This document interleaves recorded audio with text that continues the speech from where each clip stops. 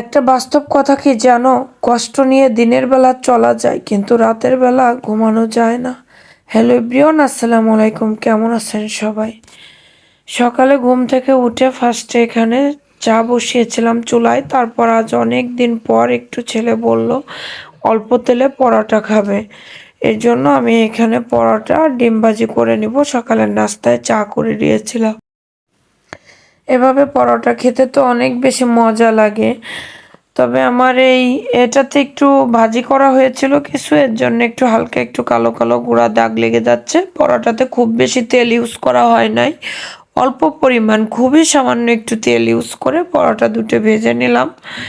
তারপর আমি এখানে, আমার ছেলেটা তো অনেক বেশি ঝাল পছন্দ করে, ঝাল ঝাল করে একটা ডিম ভাজি করে দিলাম ওকে আর কি।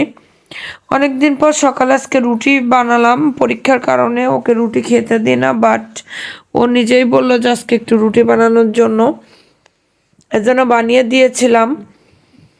তারপর এই যে আমার বাবাইটার নাস্তাটা রেডি করে দিলাম। নাস্তাটা রেডি করে দিয়ে ওকে পড়াইতেছিলাম আর আমি খাইয়ে দিচ্ছিলাম, ও পড়তেছিল আর কি। বিজ্ঞান পরীক্ষা তো অনেক হার্ড ছিল, যেহেতু দুইটা বিজ্ঞান, অনুশীলন অনুসন্ধান দুইটা মিলায় আর কি। আর এখানে তারপর আমি ডাল বসিয়েছি চুলায়।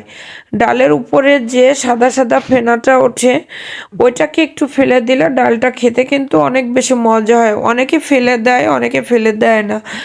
বর্তমানে পেঁয়াজ রসুনের দাম বেশি, এর জন্য আমার এক আপার থেকে আমি শিখেছি আর কি। সে এখন ডাল যখন সিদ্ধ করে তখন একটু কাঁচামরিচ লবণ হলুদ ছাড়া আর কিছুই দেয় না। আজ আমি ট্রাই করব তার মতো করে ডাল রান্না করার।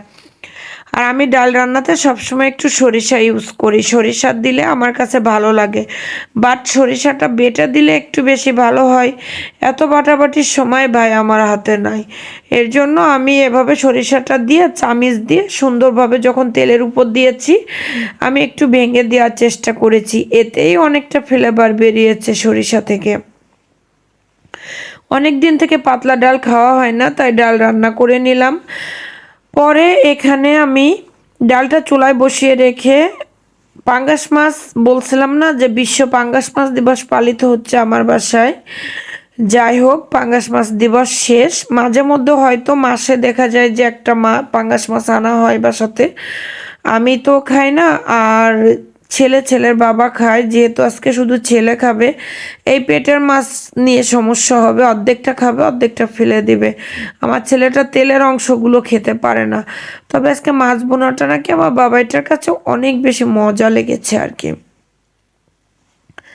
মনটা খারাপ ভালো সব কিছু মিলায়েই আর কি। সকালে ভয়েস ওভারটা করতে যে আমার অনেক কান্না পাচ্ছিল, কারণ যে কোনো একটা কারণে আমার খুব কষ্ট লাগতেছিল 12টার দিকে, তখন বিষয়টা এটা ছিল না। গতকালকে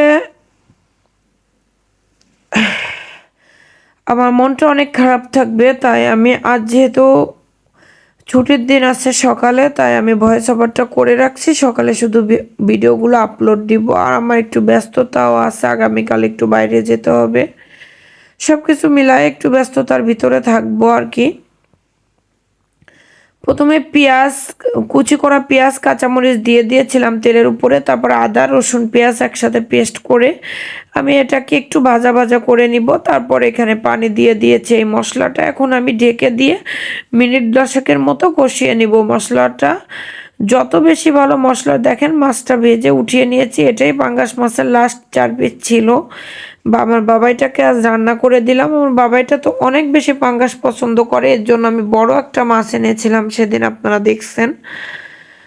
দেন আমি এখানে ঝোলের পানি দিয়ে দিয়েছি। ঝোলের পানিটা ফুটে উঠলে আমি মাছগুলো দিয়ে দিলাম। আমি যেহেতু অন্য কাজ করতেছিলাম, এর জন্য একটু ব্যস্ত হয়ে পড়ছিলাম। এই যে দেখেন তরকারির কালারটা অনেক বেশি সুন্দর এসেছে। আমি আর কোনো ক্লিপ নিতে পারছিলাম না, কারণ আমি একটু ব্যস্ত ছিলাম। তরকারিটা চুলায় দেওয়ার পরে পরবর্তীতে বিদ্যুৎ চলে যাওয়ার কারণে আমি গ্যাসে নিয়ে বসিয়েছিলাম। এই যে দেখেন, এটাই ছিল আজকে দুপুরে খাবারের ফাইনাল লুক। ডাল ছিল পাতলা ডাল, আর হচ্ছে পাঙ্গাস মাছের একটু ঝোল ঝোল করে বোনা। আর আমার ছেলেটা যেহেতু পরীক্ষা দিতে গিয়েছিল, এসেই দুপুরে খাবারটা খেতে চায় না, এর জন্য ওর জন্য আমি একটু চিয়া সিড দুধে ভিজিয়ে রাখছিলাম। এখানে কোনো চিনি কিংবা কলা কোনো কিছু আজ ইউজ করা হয়নি, শুধু একটু চিয়া সিড ভিজিয়ে রাখছিলাম, ওটা খেয়ে আর বসেছিল ভিজানো, ও খেয়ে আর কি একটু রেস্ট করে গোসল করে দুপুরে পরবর্তীতে খাওয়া দাওয়া করা হয়। সন্ধ্যায় ওকে এভাবে একটু শীতের দিনে সাধারণত আমার বাবা এটা এই স্যুপ নুডলসটা অনেক বেশি পছন্দ করে, একটু ঝোল ঝোল টাইপের আর কি। তারপর 2 কাপ চা করে নিয়েছিলাম। মা ছেলে কি করব, চাটা তো আমার অনেক বেশি ফেভারিট, তবে আমার দুধ চা খেতে অনেক মন চায়, কিন্তু এত বেশি দুধ চা তো খাওয়া যাবে না। তারপর চলে আসলো গতকাল আমার বড় বোনের মেয়ের বিয়ে। ইনশাল্লাহ সবাই দোয়া করবেন আমার মেয়েটার জন্য, যেন সংসার জীবনে সুখী হয়, ভালো থাকে, ভালো থাকার চেষ্টা করে। এই যে গতকালকে ওর সব তত্ত্বগুলো দিয়ে গিয়েছে আর কি, সব কিছু। এই কারণে আমার মনটা একটু বেশি খারাপ আর কি। এখন আর এত বেশি কষ্ট পায় না, সব কিছু ভাগ্যের উপর ছেড়ে দিয়েছি, ভাগ্য না থাকলে কোনো কিছু হয় না।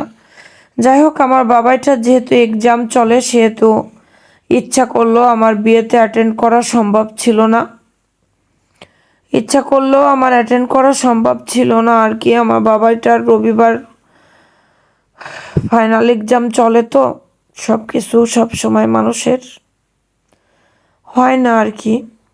এই কারণে মনটা একটু খারাপ ছিল। পরিস্থিতি মানুষকে এমন একটা জায়গাতে দাঁড় করিয়ে দেয়, যেটা মুখে বলে কিংবা ভাষায় প্রকাশ করে কাউকে বোঝানো যায় না। এই যে এই সব তত্ত্বগুলো শ্বশুরবাড়ি থেকে এসেছে, তবে লেহেঙ্গাটা আমার অনেক বেশি পছন্দ হয়েছে।